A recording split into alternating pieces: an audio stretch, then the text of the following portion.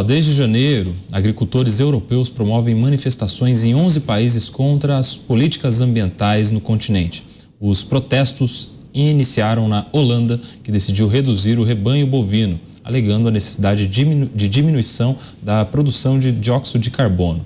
Mas a situação tornou-se caótica, com produtores acampando em frente ao parlamento da Bélgica e em Paris, realizando protestos intensos, incluindo bloqueios de rodovias e portos, como você pode ver nestas imagens há pouco, tratores, inclusive, sendo utilizados para essas manifestações. Roberto Mota, como é que você vê essa manifestação, essa série de manifestações, na verdade, em vários países europeus? Isso está acontecendo na Alemanha, na França, na Espanha, agricultores protestando, bloqueando estradas. Muita gente não está entendendo muito bem o que está acontecendo. Esse protesto é principalmente contra as regras ambientais estabelecidas pela União Europeia. E também, no segundo momento, contra o excesso de impostos e de burocracia. Tá? Para complicar mais a situação, alguns produtos agrícolas da Ucrânia, que não estão sendo escoados, por causa da guerra, eles estão entrando no mercado europeu. E os fazendeiros europeus simplesmente não conseguem competir com esses produtos. Da mesma forma que é difícil para eles conseguir competir com o agronegócio brasileiro. E uma das principais razões para isso, para a falta de competitividade da agricultura europeia, são as regulamentações ambientais. É isso que está mais revoltando os agricultores, os fazendeiros europeus. Agora, parece que, nesse caso, os burocratas da União Europeia estão literalmente colhendo o que eles plantaram. Alan Gani. É isso aí. Olha, essa questão ambiental, muitas vezes ela é colocada de uma maneira muito simples, como se, olha, a gente tem que reduzir aqui dióxido de carbono, porque a terra tá aquecendo, etc. e tal, como se não houvesse consequências. Eu não entendo absolutamente nada de clima. Eu não sei dizer se a terra aquece dentro de uma normalidade ou não. O que eu sei dizer é que tem uma ala da ciência que fala, olha, o aquecimento ele ocorre dentro de uma normalidade histórica, portanto, o homem não tem culpa nisso. Uma outra ala da ciência diz que não, o homem tem culpa nesse aquecimento. Nesse debate, eu não vou entrar, não é a minha praia. Mas a minha praia então, o que a gente vai fazer com isso?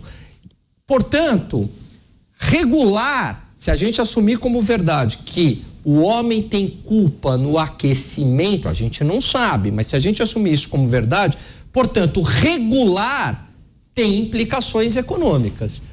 Porque o pessoal fala em regulação e todo mundo sai repetindo e tem que regular mesmo e tem que diminuir e não entende as consequências no mundo real. As consequências, Coba, é um aumento do custo de produção. Não tem como, invariavelmente, diminuição de combustível fóssil, diminuição de queima de combustível fóssil, hoje, do jeito que o planeta está, vai ter encarecimento da produção. Encarecimento da produção significa o quê? Preços mais altos para a população ou desemprego. Invariavelmente é isso a consequência. E aí, quem paga essa conta? É a população. Estamos a fim de pagar essa conta por algo que a gente não sabe? A transição energética não chegou.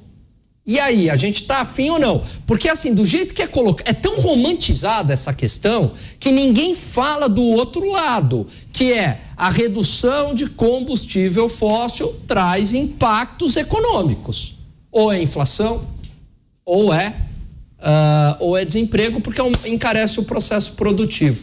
E aí, né? Como é que a gente lida com isso? Sem ser num mundo idealizado, no mundo real. Quero te ouvir, Zé. E aí? Não tem como romantizar isso aí. O Alan é um excelente analista econômico e sabe disso. Não há lugar para poetas, para românticos, quando se fala em dinheiro.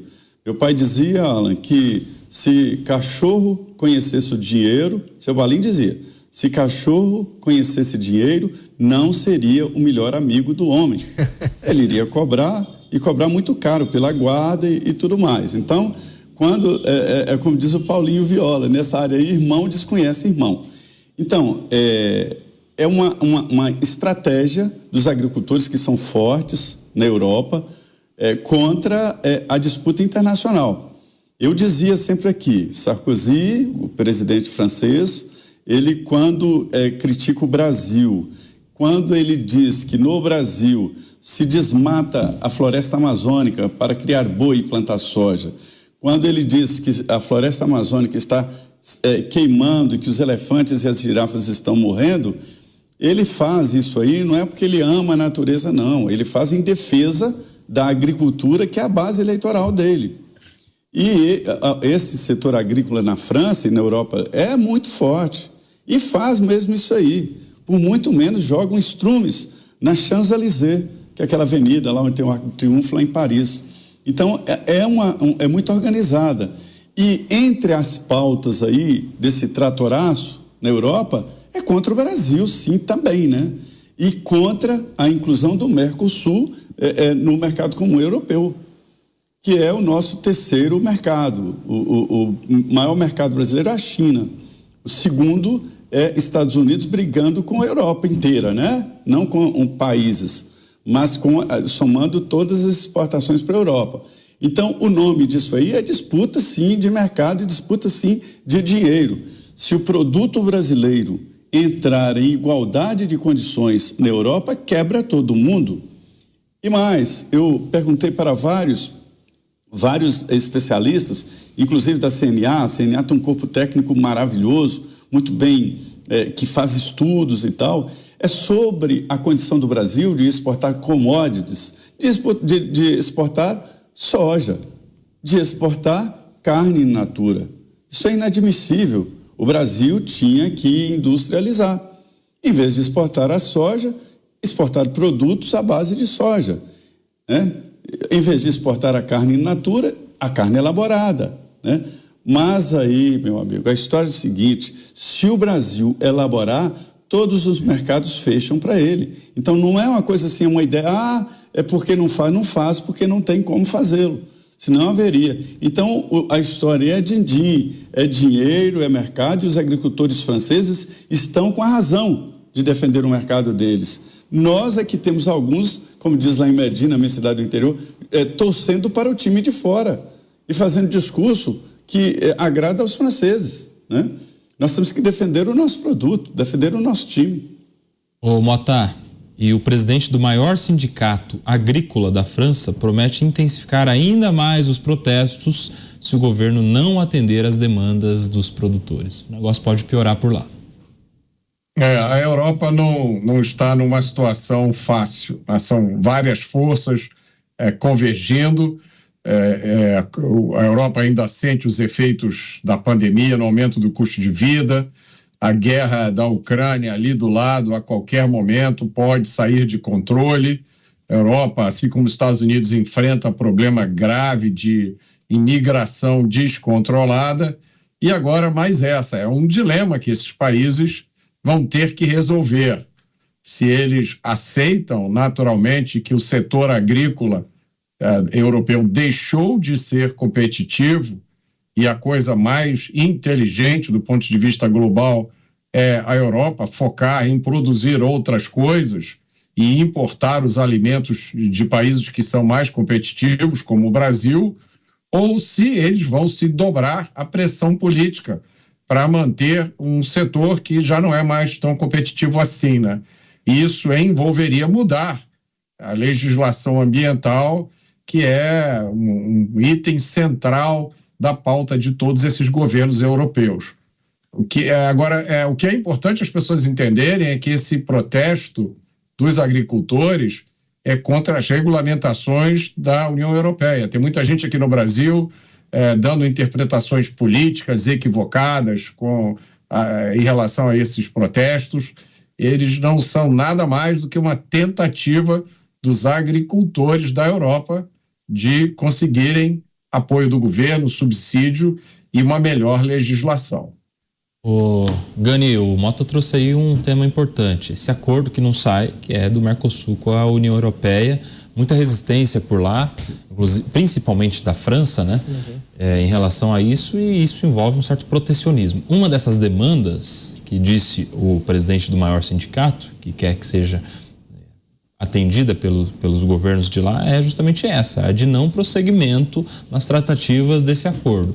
Para o Brasil, não seria muito bom esse acordo, e em especial para o agronegócio? Seria muito bom, mas ninguém quer abrir mão de nada, né? É aquele liberalismo que ninguém quer que mexa ali no seu queijo. Então, do lado da União Europeia, e aí o lobby da França, porque seria a maior prejudicada, dada a pujança do agronegócio brasileiro, eles instrumentalizam toda essa questão, colocando a culpa na pauta ambiental. Então, inviabilizam o acordo comercial com a desculpa da pauta ambiental, porque eles sabem que não conseguirão competir com o agronegócio brasileiro.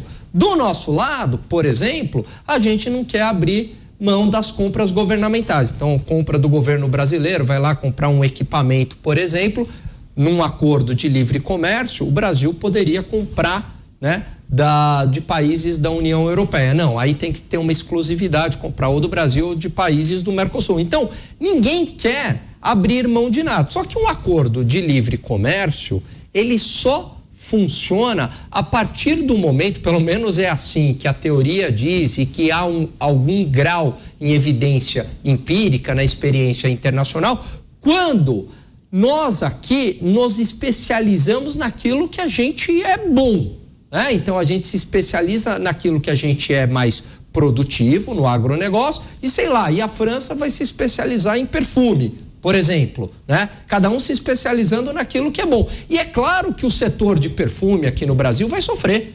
evidentemente que vai sofrer, assim como o agronegócio por lá também vai sofrer, mas o ganho de produtividade vai ser maior, e esse ganho de produtividade vai trazer aumento de PIB, aumento de renda, vai trazer emprego. Portanto, assim, sim, não estou falando que alguns setores não vão sofrer, eles vão sofrer, tá? Mas o acordo de livre comércio, no conjunto da obra, ele vai ser positivo. Mas é claro que vai ser inviável, até porque essas negociações em bloco, Koba, elas são muito mais difíceis do que essas negociações bilaterais entre países, né? Zé, seria aumento de produtividade, aumento de concorrência, consequentemente aumento da qualidade dos produtos. Seria bom para todo mundo, só não seria bom para esses agricultores europeus, né? Exatamente, eles defendem com unhas e dentes o mercado. Esse acordo Mercosul e mercado comum europeu já era, isso não, nossa senhora, os agricultores vão jogar estrume na cara dos presidentes dos países se isso acontecer. E a campanha é tão forte que o produto brasileiro chega lá e é rejeitado em prateleiras lá, qualidade melhor e preço mais baixo. Olha, hoje de manhã, Kobayashi, no Jornal da Manhã, a gente comentava sobre essa defesa do presidente Lula do Fome Zero, esse discurso internacional da Fome Zero. Aí eu lembrei que lá em 1700, né, Thomas Malthus fez um tratado de economia muito interessante, talvez tenha sido o primeiro grande tratado de economia do mundo. E lá ele dizia, fez as contas, e que a população estava crescendo naquela época em PG, progressão geométrica, e a produção de alimentos em PA, progressão aritmética. E ali ele defendia que se fizesse um controle de natalidade absurdo em todos os países. E ele previa que haveria grandes guerras e disputas por comida, e que os países trocariam, enfim, o objetivo da guerra seria exatamente por comida. E nada disso aconteceu, porque aumentou a tecnologia na área de plantio, aumentou a área plantada e absurdamente a produtividade, que é a produção por metro quadrado, que é o caso do Brasil e de outros países também. Pesquisas, né? O transgênico, tenham cuidado com essa palavra danada, porque eu já troquei o transgênico por transgênero e deu confusão, mas o transgênico, que é a soja que produz mais, dispensa inseticida mais forte, enfim. Aumentou muito a produtividade, que é a produção por metro quadrado. E aí todos disseram, o Thomas errou. E agora, na revisitação ao grande tratado do Thomas, viu que ele tinha razão. E ele alertou os governos. Fizeram um pouco de controle de natalidade, que antigamente era positiva, né? Era na base de 6 por casais a média. Hoje o Brasil, por exemplo, está em 1,5 e em 32, segundo cálculos do IPEA, vai entrar numa natalidade negativa, ou seja, vai morrer mais gente no Brasil do que nascer. Então isso é controle de natalidade. Então menos boca e maior produção, então sobra alimentos no mundo. O que está faltando é dinheiro para comprar o alimento. Esse é o debate da fome zero e o debate mundial sobre fome. Então, essa apresentação de mais alimentos provoca no mercado, que obedece uma lei que ninguém controla, que é a oferta e demanda. Então, há uma oferta superior à demanda de alimentos e vence o mais forte. E no momento, o Brasil é competitivo, o produto brasileiro é muito competitivo.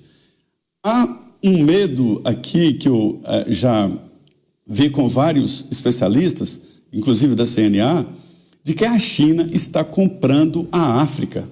Lá é possível comprar, aqui não. O estrangeiro não pode comprar, lá sim pode comprar. E levando para lá a nossa tecnologia, as nossas matrizes, nós exportamos gado vivo, exportamos bezerros, matrizes, né, que podem gerar outras. E também o nosso produto, fruto de pesquisas da Embrapa e um aculturamento, ou seja, a adaptação da espécie de planta à temperatura. E a África é muito parecida com o Brasil em termos de clima. Então, se houver por lá os chineses investindo dinheiro e tecnologia, nós encontraremos no futuro uma competição à altura. Então, veja como a história tem esses sobes e desces, né?